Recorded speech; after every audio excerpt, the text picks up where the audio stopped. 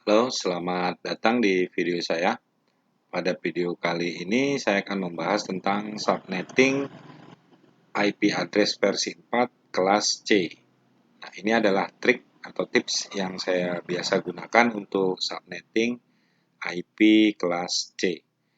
Baik, langsung saja. Pertama, berdasarkan tabel CIDR, bahwasanya untuk subnetting dimulai dari prefix, di mana untuk kelas C itu dimulai dari prefix 24, kemudian 25, 26, 27, dan seterusnya sampai dengan prefix 32. Ini hanya yang untuk kelas C. Kemudian jumlah host untuk masing-masing prefix dimulai dari 256. 256 atau 256 ini adalah jumlah host untuk prefix 24. Kemudian 2128 itu untuk prefix 25. Dan kemudian adalah 64 itu untuk prefix 26. Baik, sebelum kita lanjutkan, coba kita perhatikan dulu dari ketiga jumlah host itu, dimulai dari 256.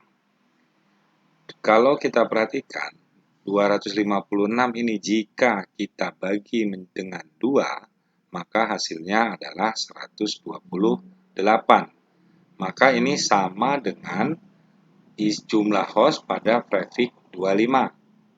Kemudian jika 128 ini kita bagi 2 seperti ini, maka hasilnya adalah 64. Maka ini sama dengan jumlah host untuk prefix 26.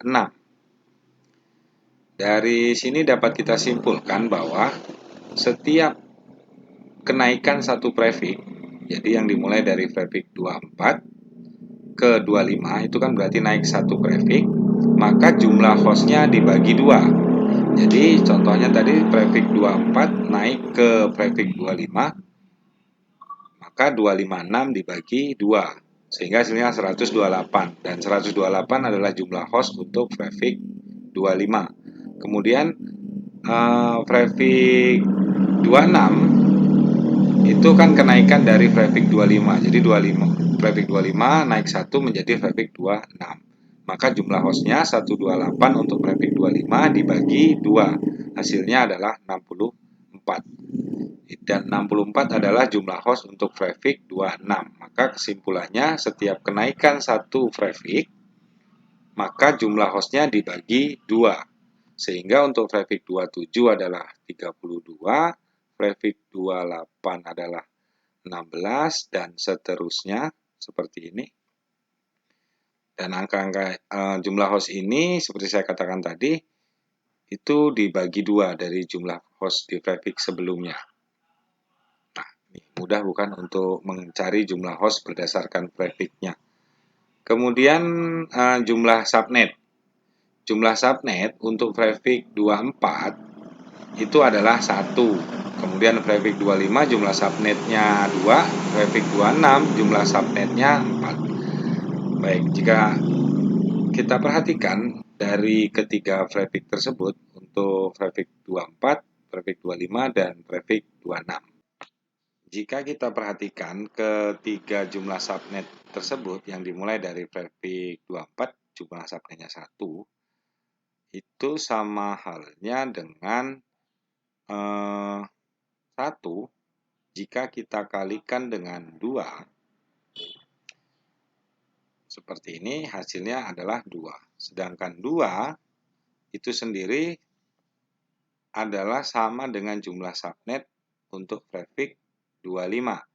Berarti jika 2 ini kita kalikan dengan 2, maka hasilnya adalah 4. Dan ini sama dengan jumlah subnet untuk prefix 26. Nah, dari sini dapat kita simpulkan bahwa setiap kenaikan satu prefix, misalnya dari prefix 24 ke 25, itu sama dengan jumlah subnet di prefix sebelumnya dikali 2. Jadi misalnya kenaikan dari 24 ke 25, maka 1 dikali 2 karena 1 adalah jumlah subnet untuk traffic 24 sehingga hasilnya adalah 2 dan 2 itu menjadi jumlah subnet untuk traffic 25 dan itu berlaku seterusnya.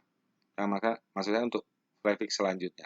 Jadi, maka dapat kita simpulkan untuk traffic 27 itu adalah 8, sedangkan traffic 28 adalah 16, kemudian untuk traffic 29 adalah 32, traffic 30 adalah 64, kemudian traffic 31 adalah 128, dan terakhir traffic 32 adalah 255. Dari sini dapat kita simpulkan bahwa setiap kenaikan satu traffic maka jumlah subnetnya dikali 2. Dan itu berarti kebalikan dari jumlah host, di mana jumlah host setiap kenaikan satu traffic jumlah hostnya dibagi 2. Nah, sedangkan jumlah subnet adalah dikali 2. Jadi kenaikan satu traffic itu untuk jumlah subnet dikali 2, sedangkan jumlah host dibagi 2. Kemudian implementasinya, misalnya kita gunakan contoh soal seperti ini. Jika terdapat kantor punya 100 komputer, kemudian tersebar di 4 lantai, di mana masing-masing terdiri dari 25 komputer untuk lantai 1, kemudian 30 komputer untuk lantai 2, kemudian 25 komputer untuk lantai 3, dan 20 komputer untuk lantai 4. Lalu alamat network yang akan digunakan adalah 192.168.10.0. Baik, dari soal ini, jika kita perhatikan adalah pertama, itu tersebar di 4 lantai. Artinya, di sini kita membutuhkan traffic yang memiliki minimal 4 network. Kemudian dari jumlah total klien yang akan digunakan, itu terbanyak adalah 30 unit. Itu yang terdapat di lantai 2. Jadi, singkatnya, soal ini yang harus kita cari adalah traffic yang memiliki subnet sebanyak 4 dan setiap subnet menampung setidaknya maksimal minimal 30 komputer. Maka langkah yang harus dilakukan adalah pertama, kita tulis dulu traffic untuk IP kelas C yang dimulai dari traffic 24 dengan jumlah host 256 dan subnet 1. Kemudian kita coba di traffic 25.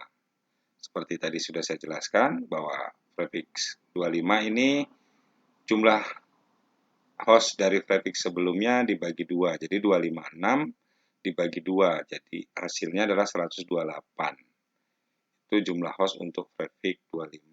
Kemudian subnetnya itu adalah 1 dikali 2. Yaitu perkalian dari jumlah subnet di traffic sebelumnya. Dan hasilnya adalah 2. Ini masih belum cukup karena subnet yang kita butuhkan tuh setidaknya 4, minimal 4, dan kliennya minimal 30 unit.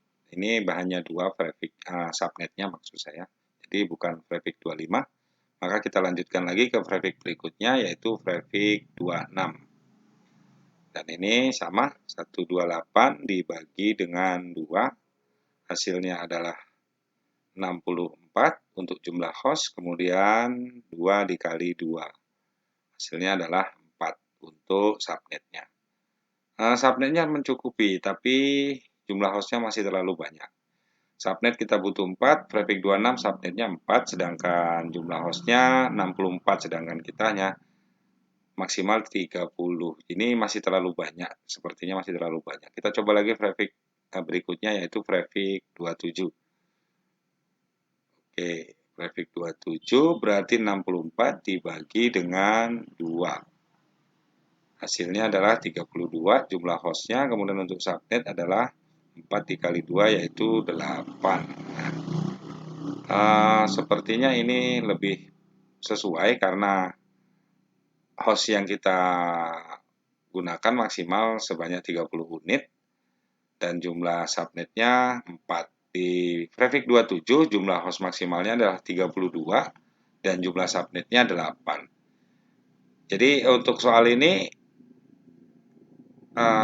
prefiknya adalah yang tepat adalah prefik 27.